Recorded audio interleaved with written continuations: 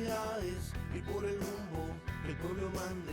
Latinidades, afinidades, que sepa el mundo, llega la patria grande. Llega la patria grande, un grito que se expande, el sable que se blande contra el blando y ese plan de dominación y fraude, sin traiciones que defrauden, puños que se cierran para que la convicción se guarde. Latinoamericano, cuestión geográfica, Latinoamérica hermano, integración empática frente a cotización, la concientización de la indignación hacia la digna acción en práctica. Afinidades, afinidades y por el rumbo el pueblo mande. Latinidades, afinidades, que sepa el mundo, llega la patria grande. La patria grande.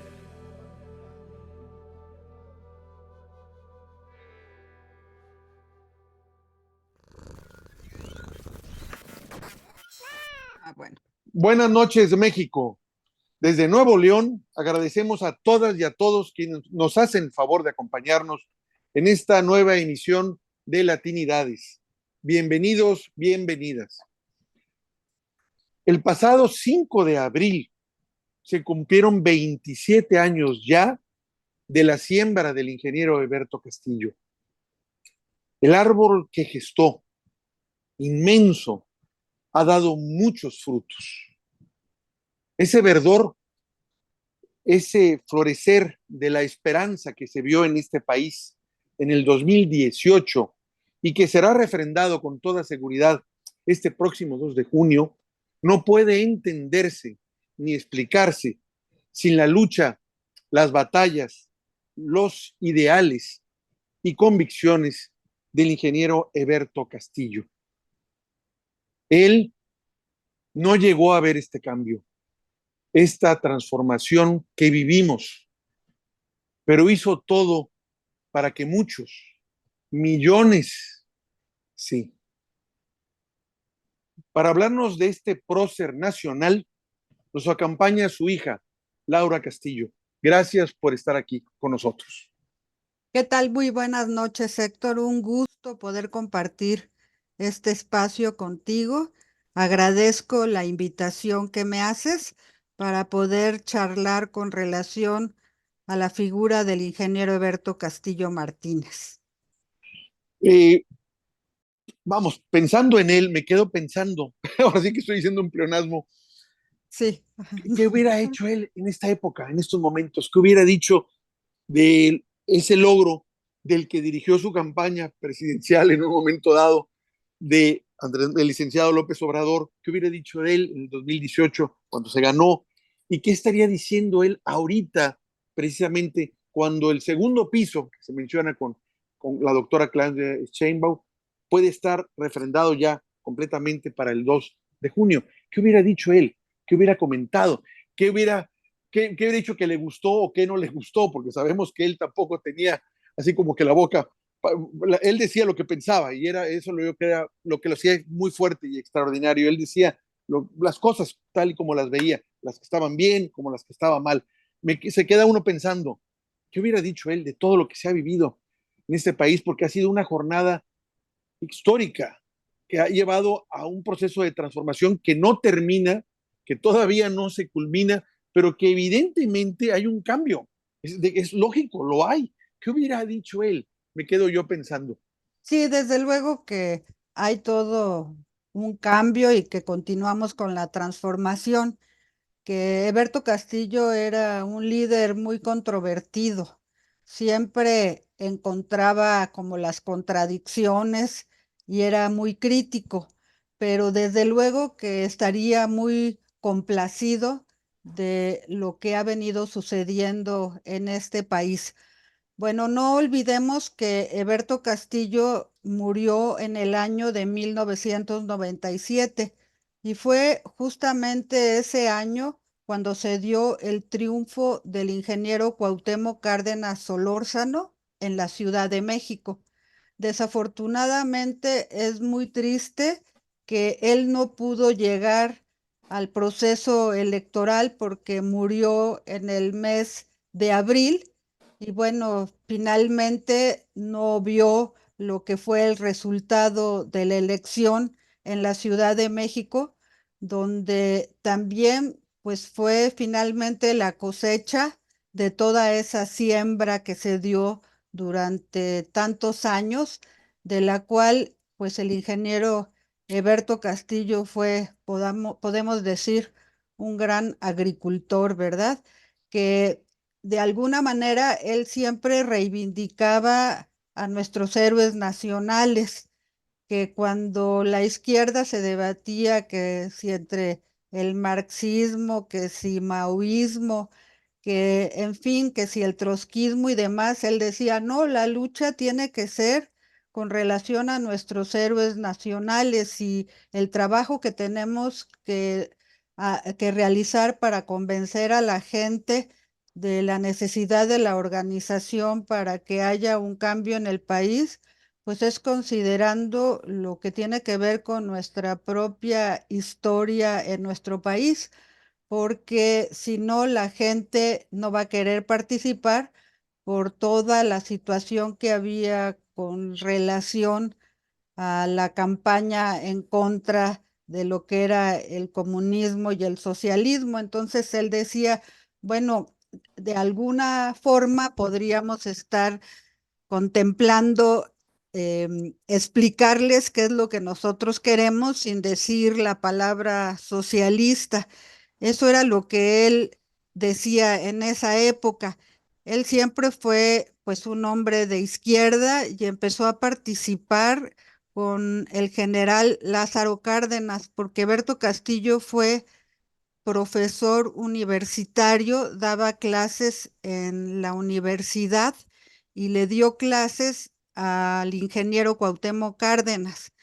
No había así una gran diferencia de edades porque mi papá lo que sucede es que daba clases siendo estudiante también, incluso hizo muchos apuntes de ingeniería que compartía con los mismos compañeros y siendo muy joven, pues daba clases y así conoció al ingeniero Cuauhtémoc Cárdenas y gracias a eso pudo tener contacto con el general Lázaro Cárdenas del Río, que finalmente pues fue todo su mentor en materia política y que gracias a Lázaro Cárdenas mi papá empezó a participar en los años 60 en lo que se formó como Movimiento de Liberación Nacional.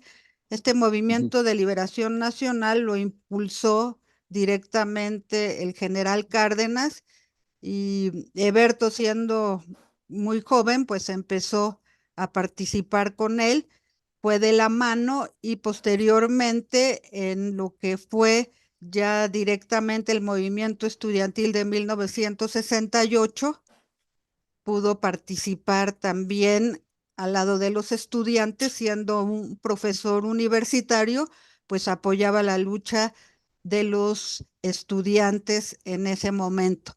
Y previamente, en el mismo Movimiento de Liberación Nacional, estaban recorriendo el país en el año de 1967 y sufrió un atentado que pues provocó que murieran todos los acompañantes que iban con él en un Volkswagen.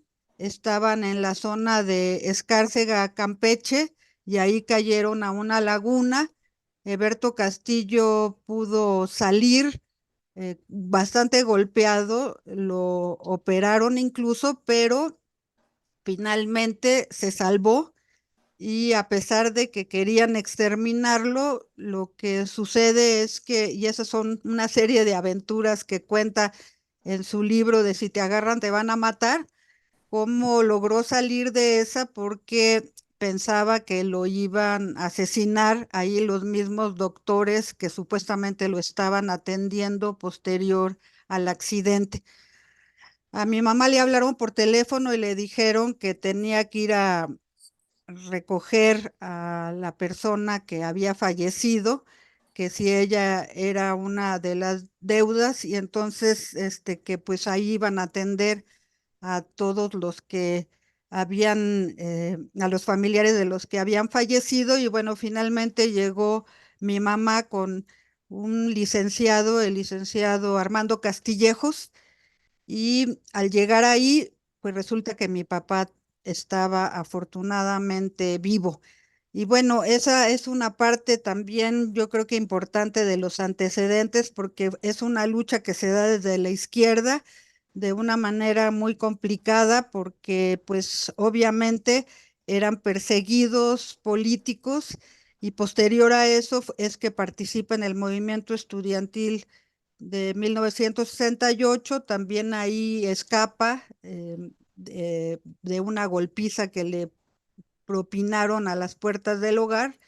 De ahí se va a Ciudad Universitaria. En Ciudad Universitaria lo atienden los estudiantes de medicina, lo operan y Oh, finalmente cuando entra el ejército a la UNAM sale huyendo de nueva cuenta, y es decir, está a salto de mata durante 9 meses hasta que ya es aprendido aquí en unas calles muy cerca de la casa.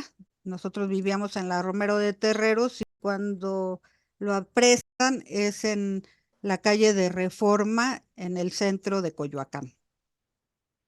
wow, estás contando toda una odisea Así es.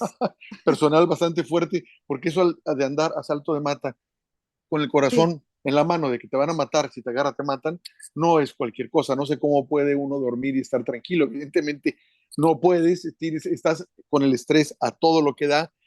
Y si puedes estar así un día, imagínate cómo será estar 9 meses. así es. Y además lo más impresionante de todo esto es el carácter que tiene Eberto, porque al mismo tiempo de que está huyendo y más que asalto de mata, asalto de piedras, porque es todo el Pedregal, lo que es actualmente el Pedregal de Santo Domingo, que es un conjunto aquí dentro de la Ciudad de México, una colonia muy importante, una colonia popular que se construye en los años 70. Bueno, estamos hablando de los años 60, finales de los 60, y él atraviesa lo que es toda la colonia Romero de Terreros hasta llegar a Ciudad Universitaria, que no estaba nada urbanizada y que por lo tanto eran puras cuevas, es roca volcánica, producto de la erupción del volcán del Chitle, y por lo tanto se fue ahí, y cuando se escapó también se fue por toda esa zona rocosa, pero pues podemos decir a salto de piedras y de bardas, porque cuando llegan a atraparlo allí en la calle de Reforma, todavía sale, se salta a la barda y bueno, ya del otro lado donde cae es donde finalmente lo aprenden los agentes. Entonces, bueno, sí tenía un carácter muy especial porque a pesar de, como tú comentas, de que está todo ese estrés, bueno, al mismo tiempo estaba calculando el Hotel de México, que es el ahora World Trade Center, que finalmente durante mucho tiempo fue uno de los edificios más altos de América Latina Ujú. y está construido con tridilosa, que es un diseño especial que él inventó para poder ahorrar concreto y acero y poder ser más ligero y por lo tanto construir más pisos.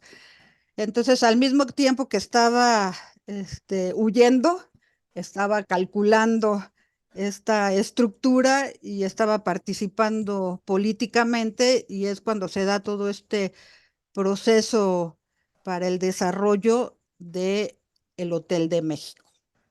Oh, a ver, entonces me estás hablando de que mientras él estaba en la encrucijada de que podía perder la vida y lo estaban persiguiendo para meterlo a la cárcel, al mismo tiempo él estaba ejerciendo su profesión. Ejerciendo su profesión, incluso llegó a ir directamente a supervisar la obra disfrazado.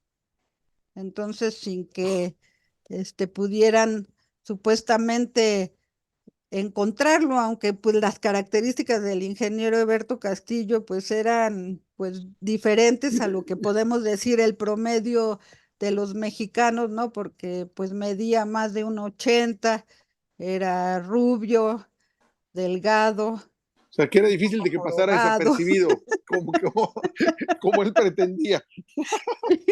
Y bueno, se pintaba el pelo de rojo, se le cambió su nombre, se llamaba Octavio, supuestamente, ¿no? Y bueno, había todo un asunto ahí que tenía que ver con esta clandestinidad, pero además, otra de las cuestiones es que escribía, o sea, nunca dejó de escribir en revistas y en periódicos. Entonces, al mismo tiempo que estaba escondido, escribía y al mismo tiempo que estaba escondido, pintaba. De hecho, yo tengo un cuadro que él me hizo cuando poco antes de que lo apresaran, yo me fui una semana con él a pasar las vacaciones de mayo y bueno, previos a las vacaciones de mayo y a él lo aprendieron el 9 de mayo, ajá, de Ah, 1969. oye, ¿tienes idea lo que sentían aquellas personas que andaban persiguiéndolo, evidentemente con una consigna política muy clara, cuando veían que avanzaba la obra y sabían que de alguna forma él la tenía que supervisar, pero ellos no daban con él, y que también escribía y que publicaba lo que escribía y ellos no daban con él? O sea, yo Así creo que, es. o sea, creo que se han de haber sentido ellos profundamente afectados y ofendidos con eso, con esas Sí, acciones que estaba haciendo el ingeniero Eberto Castillo, pero que no dejan de asombrar, porque ¿quién tiene cabeza para hacer eso? sí, y ¿Quién además tiene es, cabeza? o sea, con esa preocupación tan grande, ¿no? Pero la verdad es que uno de los puntos básicos aquí tiene que ver con que pues había una protección directa del general Lázaro Cárdenas. Entonces, por eso es que mi familia siempre ha estado muy agradecida con toda la familia Cárdenas, con el ingeniero Cuauhtémoc Cárdenas, con Celeste, con sus hijos y desde luego con el general. Yo tuve la oportunidad de conocer al general Cárdenas en el rancho de Apatzingán, cuando nos llevó mi papá, cuando éramos muy niños, y a mí una de las cosas que me asombró muchísimo es que le pregunté que si era el mismo señor de los libros de texto, ¿no? Porque como que me impresionó mucho que fuera él el que salía en esos dibujos con la torre de Pemex, ¿no? Ujú. Ajá. Qué interesante, pues tuviste tu encuentro desde la infancia con la historia directamente. Así es, sí, Oye, efectivamente. qué anécdotas que ahorita dan risa, pero yo creo que cuando, como dices tú, te fuiste de vacaciones, entre comillas, con tu Sí. papá en mayo y luego que él estaba en la clandestinidad y todavía hace que te vayas de vacaciones con él y luego lo detienen, ¿tú qué sentiste como hija? ¿Qué sentiste que iba a pasar? Ah, bueno, lo que sucedió fue que era el 10 de mayo y me acuerdo que yo fui al Festival de Día de las Madres y para mí fue muy triste que mi mamá no llegó al Festival de Día de las Madres y lo que pasa es que pues lo acababan de aprender, pero mi mamá no nos había dicho nada y porque la preocupación que obviamente tenía mi mamá y tenía la gente es que si lo aprendían lo iban a matar, porque de hecho el general Lázaro Cárdenas cuando mi papá estaba escondido lo fue a ver y le dijo que ya tenía que salir del país, que no se podía quedar en México, y le dijo, por eso la frase del libro de si te agarran te van a matar, es que le dijo Cárdenas específicamente eso. Berto, si te agarran, te van a matar. Y entonces, bueno, él dijo, no, yo de todas maneras me voy a quedar en el país porque yo soy una persona valiente y qué va a decir la gente si yo salgo huyendo y yo pues me voy a quedar aquí. Entonces, cuando se sabe que entran a la casa, porque bueno, pues obviamente fue un escandalazo que tenía que ver con la casa en la que él estaba escondido, que quiero decirte que no fue la única casa donde estuvo escondido en muchos lugares diferentes. Este es el último lugar donde estuvo escondido, que era esa casa, pero estuvo escondido en la casa del licenciado Emilio Krieger, que es un abogado muy importante, defensor de, pues, de los presos políticos y además que hizo un papel muy importante también en la formación de la Asociación de Abogados Democráticos, a la cual pertenecía o pertenece la misma Ernestina Godoy y María Estela Ríos. Entonces es una persona que creó escuela y tenía una relación muy cercana con Cárdenas porque era primo hermano de la secretaria particular del general Elena Vázquez Gómez. Entonces por ahí se hizo todo el contacto y por eso fue que cayó mi papá en esa casa con la protección de Emilio Krieger, que obviamente ya murió hace varios años, y posteriormente también estuvo en la casa de Adolfo Oribe, que fue también un funcionario del gabinete de Lázaro Cárdenas y que su hijo de alguna manera también participa en el PT actualmente, entonces también estuvo un tiempo en esa casa y en varias otras, ¿no? Pero es ahí hasta donde pues llegan y lo atrapan, pero pues lo que te quiero decir es que la preocupación que teníamos era de que lo hubieran ya desaparecido, pero finalmente mi mamá de nueva cuenta le habló a Lázaro Cárdenas y bueno, pues ahí, gracias a Lázaro Cárdenas también es que está vivo y finalmente no lo desaparecieron, pero lo metieron a la cárcel y entonces yo me acuerdo el 10 de mayo que estuve todo el día ahí muy triste porque mi mamá no llegó al festival y luego me enfermé de gripa porque pues me asolié muchísimo durante todo ese festival ahí esperando a mi mamá y por una serie de circunstancias, entonces yo estaba en mi cama, estaba llorando mi mamá, o sea, no estaba llorando yo, sino estaba llorando mi mamá y yo pensé, dije, se ve que debo de estar muy enferma, ¿no? Para que mi mamá esté llorando.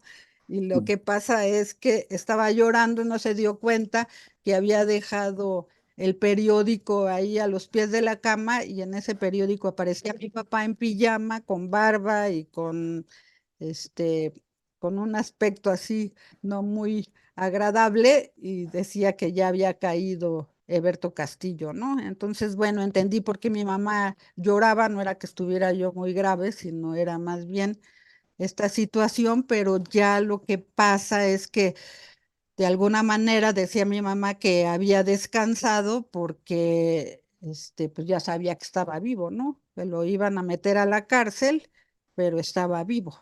Entonces eso fue importante y lo que decía mi mamá es que si lo hubieran aprendido antes, sí lo hubieran matado y que una de las cosas es que Díaz Ordaz tenía muchísimo coraje porque decía que, pues, cómo era posible que alguien tan inteligente que había desarrollado tanto en las matemáticas y demás, hubiera metido con el movimiento estudiantil, pero cuando mi papá dio el grito de independencia en Ciudad Universitaria, que fue en septiembre, el presidente Gustavo Díaz Ordaz se puso furioso y le puso de apodo el presidentito.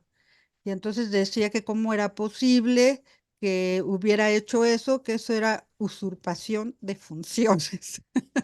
Y entonces, entre muchas de las otras cosas por lo que lo acusaban era por eso.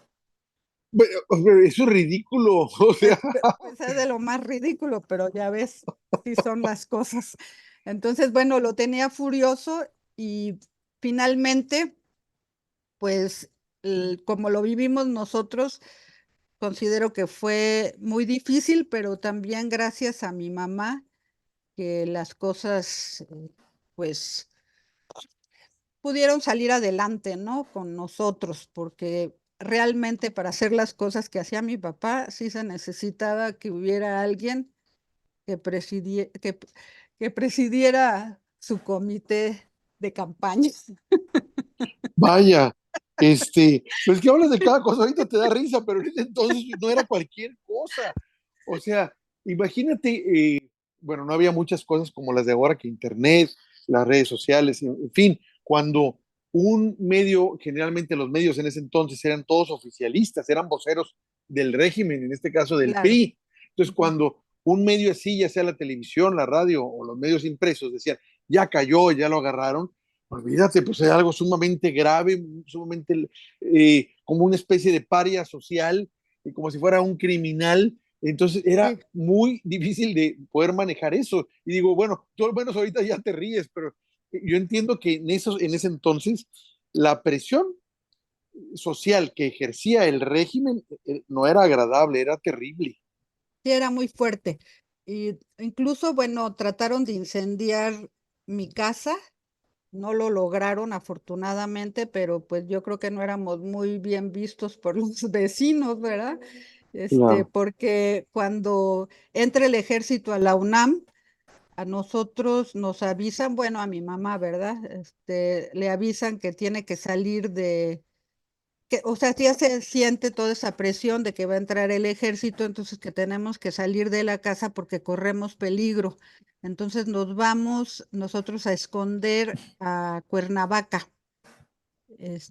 Nos vamos, pues mi mamá con sus 4 hijos, nos vamos todos a Cuernavaca y entonces tuvimos que inventar, o tuvo mi mamá que inventar, ¿verdad? Más que nosotros, nosotros nada más éramos unos niños, de que estaba huyendo de un marido golpeador, no que más bien estaban golpeando a mi marido, que era al revés.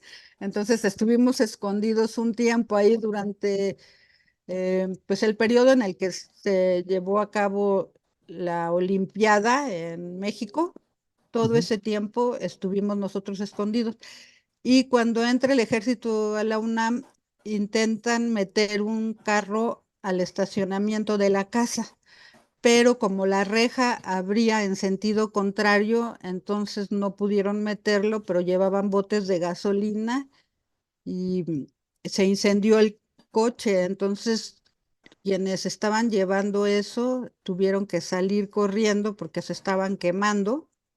Y entonces, pues los vecinos llamaron a los bomberos y finalmente, pues se apagó el fuego, porque obviamente, pues se tenía preocupación con relación a los tanques de gas, ¿no? Claro. Que había en toda la zona. Pero bueno, eso fue lo que sucedió también en ese tiempo. Entonces sí, muy difícil, pero la verdad es que mi mamá hacía que se llevaran las cosas de una manera diferente, porque a pesar de toda la problemática, como que pues sí nos tranquilizaba a nosotros, nos explicaba en la medida de lo posible lo que estaba pasando, pero pues sí entendíamos que había muchos problemas y nos cuestionaban, por ejemplo, en la escuela o en la misma calle, porque ya ves que se jugaba sobre todo en las calles, ¿no? Y Exacto. andábamos en bicicleta y pues convivíamos con los amiguitos y las amiguitas y bueno, pues los papás se preocupaban, ¿no? Ujú. Y entonces teníamos que dar explicaciones, eso sí es cierto.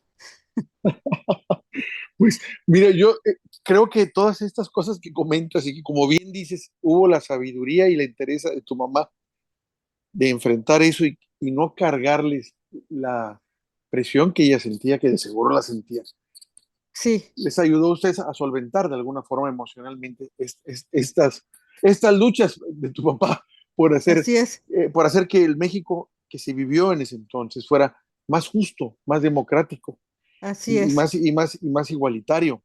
Y pues ahora vemos, de alguna forma, como dije al principio, todo lo que ha pasado y que a raíz de toda esa lucha, eh, que como dije y lo vuelvo a decir, no podríamos entender los cambios que se están dando en este país sin la figura de Berto Castillo, como de otros también, como de Cuauhtémoc Cárdenas, en fin, muchos que estuvieron desde años, desde hace décadas, Ujú.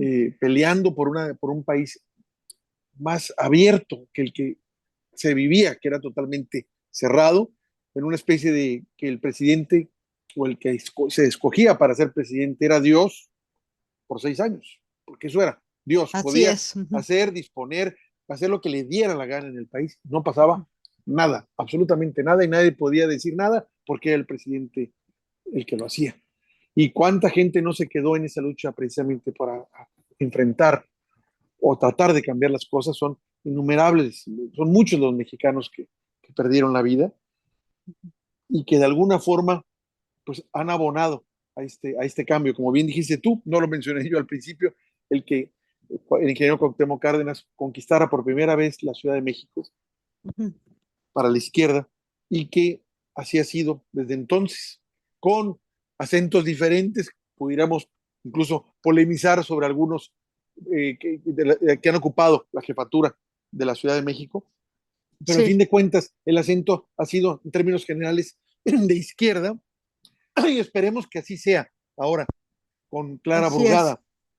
Y dentro de todo esto que estamos hablando, de este 27 aniversario que vuelvo a decir, de la siembra del ingeniero Cárdenas, porque sigue dando, como diríamos, sigue la mata dando, sabemos que va a haber un homenaje próximamente por parte del Senado, en el que creo que es el 13 de junio, pero Así es, en el que van a revelar, y eso es algo muy bonito y sentido, su nombre en letras doradas. así No sé, es. no sé si nos puedas comentar de esto.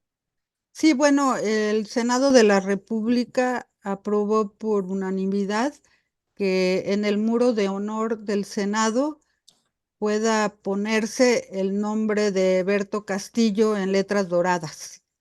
Por lo tanto, esta ceremonia solemne se va a llevar a cabo el próximo 13 de junio a la 1 de la tarde en el Salón de Plenos, en el Senado de la República, que está ubicado en la calle de Reforma.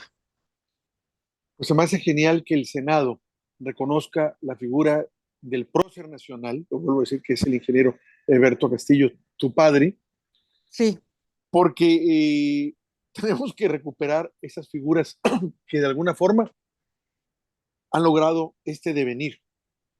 Nos falta mucho, evidentemente, como país, mucho para lograr más conquistas sociales, pero el así es. reconocer a todos los que se la jugaron, como lo hizo tu papá, creo que Sí, nos ayuda a tener miras más altas y sobre todo entender que el compromiso que ellos hicieron es ineludible para así poder hacer es. los cambios que queramos.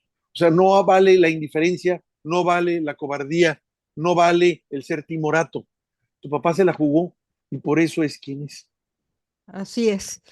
Y bueno, además él murió siendo senador de la República, estuvo luchando por lo que tiene que ver con el reconocimiento de los derechos indígenas, fue partícipe de la Comisión de Concordia y Pacificación, donde se estuvieron trabajando todos los acuerdos de San Andrés, de toda la ley indígena y demás.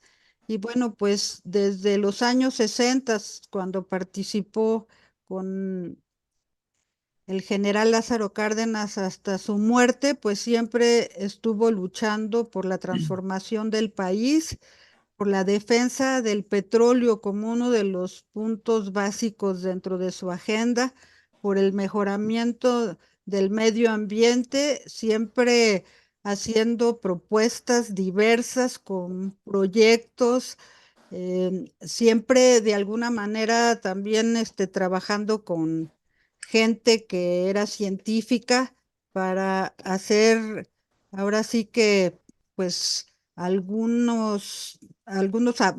proponer algunos avances tecnológicos en torno a todo estos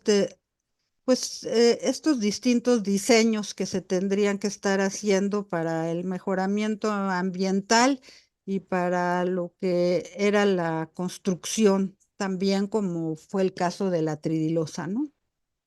Entonces sí, Eh, fue como muy una persona polémica, como decíamos, pero siempre decía lo que él pensaba y desde luego que en estos momentos pues estaría muy contento de los pasos que se han dado para la transformación, de toda la lucha que dio Andrés Manuel López Obrador, también por la misma defensa del petróleo en contra de la reforma energética y desde luego por transformar al país por la justicia social y por la democracia.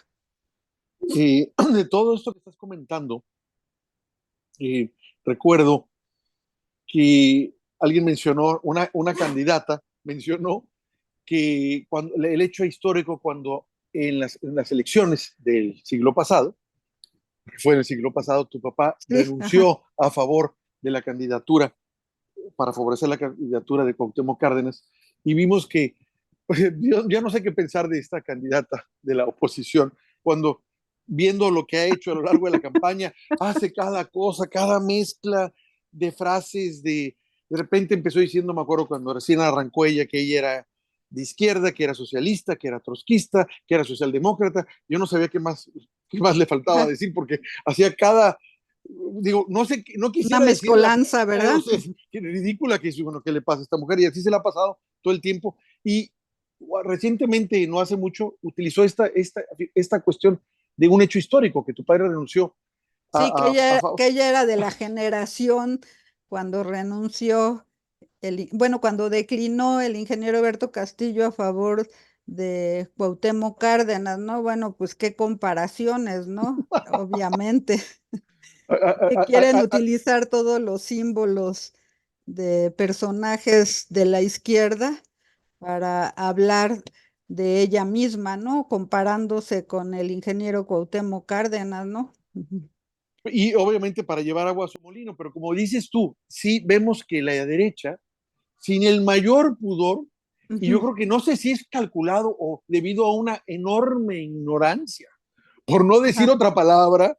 utilizan de la forma más abusiva y no sé, digo, ¿qué otra palabra poner? Muchos símbolos y emblemas de la izquierda. Por ejemplo, me tocó ver en 2018, cuando ganó el presidente, que utilizaban aquella canción del Pueblo Unido Jamás Será Vencido, Ujú. que tiene, pues es de izquierda, y yo Sí, veía algunas gente de derecha que lo mencionaban, que ajá, la utilizaban, y yo les decía, ¿están conscientes de lo que están haciendo? Y de ahí, a lo largo de todo el sexenio, me ha tocado ver cada cosa que digo, ajá, son ignorantes, no conocen la historia. ajá, Por ejemplo, la figura de Mandela la utilizan mucho, de repente ajá. usan frases de Mandela, y les digo, oye, al único que Mandela le llamó hermano Ujú. fue a Fidel Castro, al Sí, cual lo fue a buscar a Cuba para decirle a él que le dijo, usted nos ayudó muchísimo al pueblo, al pueblo sudafricano en la lucha que dimos, ¿por qué no nos visita? Y le estuvo pidiendo que los visitara. Y cuando ya finalmente Fidel Castro va, recorre el Congreso o el Parlamento allá en Sudáfrica, abrazándolo con él, a Castro, diciendo, él es mi hermano. Entonces digo, eso a la derecha, como digo, les falta conocimiento, les falta a leer más, no sé, o lo hacen no, pues es adrede. oportunismo, ¿no? Y Más digo, bien. esta desafortunada, es que no sé qué decir, comparación de, por ejemplo, alguien de izquierda no haría eso. Ujú. Es citar a la derecha, agarrar símbolos de la derecha, dices tú, no, pues te das cuenta que dices, no, pues, jamás. Pero la Ajá, izquierda, la derecha sí lo hace y lo he estado así es. viendo. Incluso a nivel mundial está pasando ese fenómeno. Y por eso digo, ¿qué pasa? Porque saben que, por ejemplo, no sé si te has fijado, el partido de los de enfrente, los que están peleando la candidatura, ellos no mencionan la palabra pueblo. Ujú. Ellos no la mencionan. Ciudadanía. Ujú. Ellos dicen ciudadanía, la gente, pero no dicen pueblo. ¿Por qué? Porque nunca se han sentido identificados con él y saben que el pueblo los repudia. Pero Ajá, digo, te invito a que lo busques. ¿Dónde dicen la palabra pueblo? ¿En qué discurso? Ellos no dicen, sí. y no dicen el pueblo unido jamás será vencido, dicen la gente, la ciudadanía, la sociedad civil, pero Ajá. nunca dicen la palabra pueblo. Y eso ahí revelan el clasirracismo que ellos tienen. Entonces, Claro, porque para cuando ellos ser del pueblo, ¿no? Pues es mezclarse con una clase inferior, ¿no? Ujú. totalmente, y te digo, pero que agarren todavía símbolos que Ujú. son, pues, me atrevería, muy fuertes para la izquierda. La figura del ingeniero Cárdenas, de Lázaro Cárdenas, la figura de Eberto Castillo, cuando uno los menciona, cambia incluso por dentro uno. se Así cuadra, es, por decirlo así, se cuadra. Esa es la palabra. Cuando uno dice esos se nombres, cuadra incluso en la historia. te cuadras con la historia porque sabes la figura grande que eran y la batalla que hicieron. Entonces, no estás hablando de cualquiera, no es cualquier persona el hombre, aunque ellos hayan sido humildes y muy sociables para tratar, que su trato fuera precisamente de pueblo. Sin embargo, cuando uno los menciona, digo, se cuadran, pues esa es la verdad. Entonces, Así que es, venga alguien a utilizarlo, dices, oye, espérame, no, a mí no me vengas con eso, no manches tú ajá, sí, estas personas que son emblemas para la izquierda. Entonces, así es, digo, me agrada mucho que el Senado a 27 años haga un homenaje así, haciendo así es, todavía la figura y su herencia del ingeniero Castillo eterna. así es, ajá, Sigue en la historia y se sigue mencionando a él porque sigue vigente y porque de alguna forma la cuarta transformación está en su espíritu también. El espíritu de él está ahí en la cuarta transformación. Yo te diría, de lo que ha pasado, ¿qué le gusta? ¿Qué crees tú que hubiera dicho tu papá? De lo algo que le haya gustado y algo que no, porque tengo la impresión que a lo mejor a él le gustaría que los cambios fueran tal vez más rápidos, menos gradualismo y más rapidez. Yo tengo esa idea. No sé, pero tú lo conociste más y lo trataste más para saber al respecto. sí, bueno, pues él también como que fue cambiando a medida que se fue haciendo más grande, ¿no? O sea, mi papá pues sí era súper radical, incluso, por ejemplo, con las cuestiones religiosas, ¿no? Y ya con el tiempo fue muy diferente. Mi mamá, por ejemplo, te puedo decir que iba a estudiar para monja. Mira qué interesante. Ajá. Y entonces, bueno, ahí se encontraron ellos y pues ya ves, ya como que los polos opuestos se atraen por ciertas cuestiones, pero también mi mamá compartía mucho de los ideales de mi papá y cuando mi papá estuvo en la cárcel fue Méndez Arceo y mi mamá estaba Mira, preocupada. mira. Méndez Arceo Sí, los visitaba en la cárcel, el arzobispo de el Morelos, obispo ¿no? rojo que le decían, el rojo, el Eh, comunista, el- eh, Méndez Arceo. Ajá, y Mira, entonces mi mamá preocupada le decía que, que qué pasaba con mi papá, que pues él por su comportamiento y que si creía en Dios o no creía en Dios, y lo que le hizo a mi mamá que le diera mucha tranquilidad fue que Méndez Arceo le dijo, hija, a Dios lo tenemos nosotros en nuestros corazones y tiene que ver con la actitud que tomamos ante la vida, ¿no? Que mi papá le dijo que pues su esposo era un hombre muy bueno, que luchaba para que hubiera justicia y estaba a favor de la gente humilde.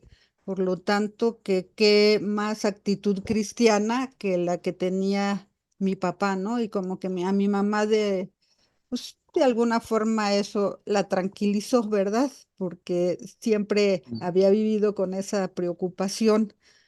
Entonces, pues te puedo decir que a medida que mi papá se fue haciendo más grande no era tan radical en estas cuestiones, ¿no? Sino que yo creo que hubiera estado de acuerdo con que pues tiene que haber un proceso de transformación y que las cosas, pues ahora sí que como buen científico no se pueden hacer de la noche a la mañana, que se tiene que dar todo un proceso y que estamos formando parte de este proceso y por eso creo que es muy importante la frase de Claudia Sheinbaum del segundo piso de la cuarta transformación, porque tenemos que seguir poniendo estos tabiques para la construcción de, de todo este proyecto de nación, ¿verdad? Que las cosas se tienen que ir haciendo y que entregaron un país en una situación muy difícil. Lo vemos con el caso de Pemex, con la Comisión Federal de Electricidad, que pues estaban en todo un proyecto de privatización absoluta y que ahora se ha podido rescatar. Entonces, se estaría de acuerdo con la política que se ha seguido en Petróleos Mexicanos, lejos de lo que argumenta el PRIAN y la derecha y lo que quieren hacer con Petróleos Mexicanos, que quieren seguir profundizando el proceso privatizador y que, bueno, en este caso, lo que está relacionado con la explotación, sobre todo del crudo, pues podemos ver que la pues lo que se privatizó, lo que están produciendo realmente los privados, pues no significa absolutamente nada, ¿no? No representa nada en comparación de lo que se está produciendo por parte de Petróleos Mexicanos y que iban a generar 2 millones de empleos y que iban a Y todo hacer fue tantas mentira. cosas, ¿no? Pues todo fue una gran mentira. Sin embargo, lo que está ofreciendo la derecha es desde luego regresar a todo este modelo, ¿no? Lo mismo, yo recuerdo que cuando se hizo esa famosa reforma, las famosas reformas de Peña Nieto, incluso lo daban a entender y lo ponían así. Yo vi esos mensajes en la televisión, que era como si fuera el nuevo Cárdenas, Ujú. el nuevo Sí, Lázaro Cárdenas, que a diferencia de Lázaro Cárdenas, que rescata la industria nacional del petróleo, ahora lo hacían y él se ponía como el nuevo Lázaro Cárdenas porque lo está entregando, porque eso fue lo que así. estaba haciendo. Y yo decía, pero esto es aberrante, ¿cómo pueden decir eso? ¿Cómo pueden utilizar la figura del general y sobre todo cómo él puede aspirar a hacer lo mismo si está Ujú, haciendo exactamente lo contrario o lo ujú. que él combatió, o lo que rescatar la industria de extranjeros en este caso, pero sin embargo lo hacían. Digo, Ujú. eso fue patético. Pues mira, la Sí, verdad, debes sentirte muy orgullosa por este homenaje que va a rendir así es. próximamente el Senado, porque como te digo, eh, sigue presente Eberto Castillo en la vida del país, le pese a la derecha o no, porque incluso la derecha lo tiene que reconocer quién era él. Yo debo decirte que yo he escuchado a algunos de derecha que dicen, bueno, Alberto Castillo no se meten con él. O sea, bueno, ya sabemos quién sí, pero Ujú. fuera de eso, me refiero a los que tienen cierto conocimiento, dos dedos de frente, no se meten con él. Y a lo largo de mucho tiempo he visto que cuando hablaban sobre la figura de él, la respetaban. Sí, así es. Ajá. Esa es la verdad. Se ganó hasta el reconocimiento de ellos en este caso, en sus luchas. Pues mira, no te quisiera yo quitar ya más tiempo y que nos estás haciendo favor de otorgarnos. Y te vuelvo a decir, es un gusto siempre platicar contigo, hacer pues ahora sí que nos cuentes anécdotas del ingeniero Alberto Castillo, porque están fenomenales, parecen de película, eso que de veras se ha perseguido, que vaya al mismo tiempo a supervisar la obra y al mismo tiempo pintaba y escribía. Me suena más como una especie de una película francesa de esas disparatadas que están por allá, que dan risa y esto, pues sí, pero te estás riendo porque sabes que no. Pues esto sí es cierto, así Es fue. cierto, O sí. sea, ¿qué cabeza de persona para poder hacer eso? O sea, porque yo pudiera entender, a lo mejor él se controlaba los nervios que tenía de esta forma y se desahogaba. No, pues no hubiera hecho tanto. O sea, eran demasiadas cosas las que el ingeniero tenía en ese momento en la cabeza, que no lo agarraran, sobrevivir, terminar la obra, terminar el cuadro, escribir Sí. todo lo que sobre la realidad del país en los medios que le permitían escribir desde la clandestinidad, lo cual era una burla y bofetada a, Ajá. a los medios de derecha. ¿Qué dices tú? Era un ser fuera de lo común, la verdad. Así es. Sí. Y que los logros de él, que eso hay que recalcarlo, exceden no nomás la lucha social, la lucha política, sino también la academia y los logros de la ingeniería que hizo. La verdad es un gigante.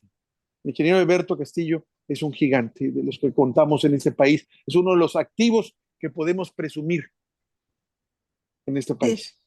Sí, muchas gracias. Y pues a la familia le da mucho gusto el que se pueda reconocer al ingeniero Eberto Castillo en este muro de honor del Senado de la República y que se le tenga presente porque desgraciadamente pues también los jóvenes no saben de él y hay mucho olvido y falta de reconocimiento en la misma historia de México. Pues esperemos que no sea así, que los jóvenes recuerden que no cualquiera tiene sus letras su nombre en letras doradas en el Así Senado. es. No cualquiera, no Sí, cualquiera puede decir eso en la historia del país.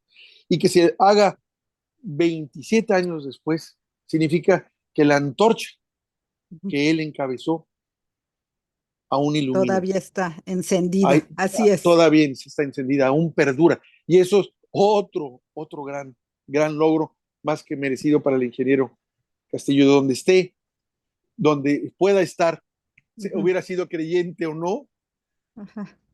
que esté satisfecho por la labor que hizo, que se le reconoce, a pesar del tiempo. Así Y yo es. te doy gracias otra vez por estar con nosotros y ya no te deseo quitar más tiempo porque ya te platicamos y sé que ya platicamos mucho y sé que estás ocupada.